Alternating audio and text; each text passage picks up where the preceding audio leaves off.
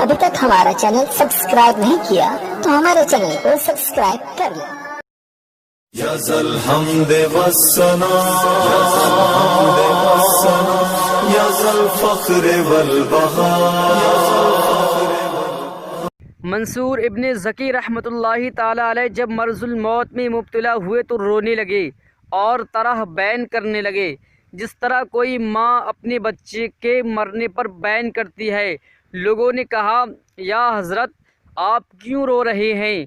आपने तो बड़ी ज़ाहिदाना और परहेज़गारी की ज़िंदगी बसर की है और 80 साल तक अपने रब की इबादत व बंदगी की है।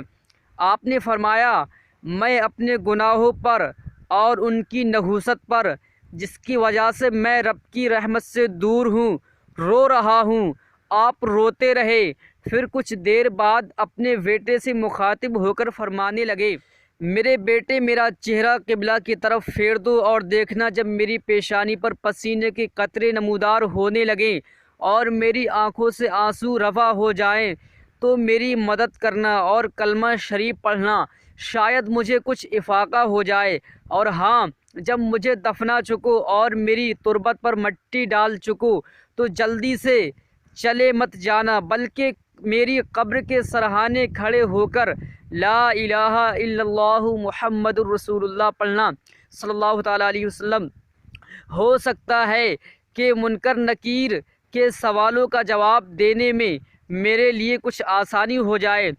उसके बाद हाथ उठाकर दुआ करना और कहना, या अल्लाह, ये तेरा बंदा है, इसने जो गुनाह किए हैं सो किए हैं। अगर तू इसे अज़ाब दे तो ये इसका मुस्तहिक है, और अगर तू इसे माफ़ कर दे तो ये तेरे शायाने शान है।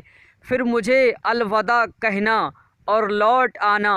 आपके सआदतमंद बेटे ने आपकी वसीयत पर हर्फ ब हर्फ अमल किया। फिर उसने दूसरी रात ख्वाब में आपको देखा तो पूछा, अब्बा जान, क्या हाल है? आपने फरमाया, बेटा, मामला तेरे वहीमो गुमान से भी बढ़कर मुश्किल और सख्त था। जब मैं हिसाब के लिए रब की बारगाह में खड़ा हुआ तो रब ताला ने फरमाया, मेरे बंदे, बता मेरे पास क्या लेकर आया है? मैंने अर्ज़ की, या अल्लाह, 60 हज लाया हूँ। निदा आई, मैंने इनमें से एक भी कबूल नहीं किया। ये सुनकर मुझ पर लर्ज़ा तारी हो गया। अल्लाह ताला ने फिर पूछा, बताओ और क्या लाए हो? मैंने अर्ज़ की, 1000 दिरहम का सदका व खैरात। निदा आई, इनमें से एक दिरहम भी कबूल नहीं किया। मैंने कहा, फिर तो मैं हलाक हो गया। अब तो मेरे लिए तबाही व बर्बादी और ज़िल्लत व रसवाई है। निदा आई, क्या तुझे याद है कि एक दिन तू अपने घर से बाहर कहीं जा रहा था तो रास्ते में तूने एक कांटा देखा था, फिर लोगों को अज़ियत से बचाने की नियत से तूने वो कांटा रास्ते से दूर कर दिया था।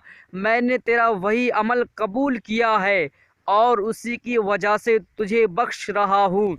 तो मेरे प्यारे दोस्तों, हमें अल्लाह से डरना चाहिए और नेक काम करना चाहिए, और कोई भी ऐसे काम हमें मिले तो हमें करना चाहिए, बचना नहीं चाहिए। दोस्तों, इस वीडियो को ज़्यादा से ज़्यादा शेयर करें। दोस्तों, किसी को नेक बात बताना भी सवाब का ही काम है।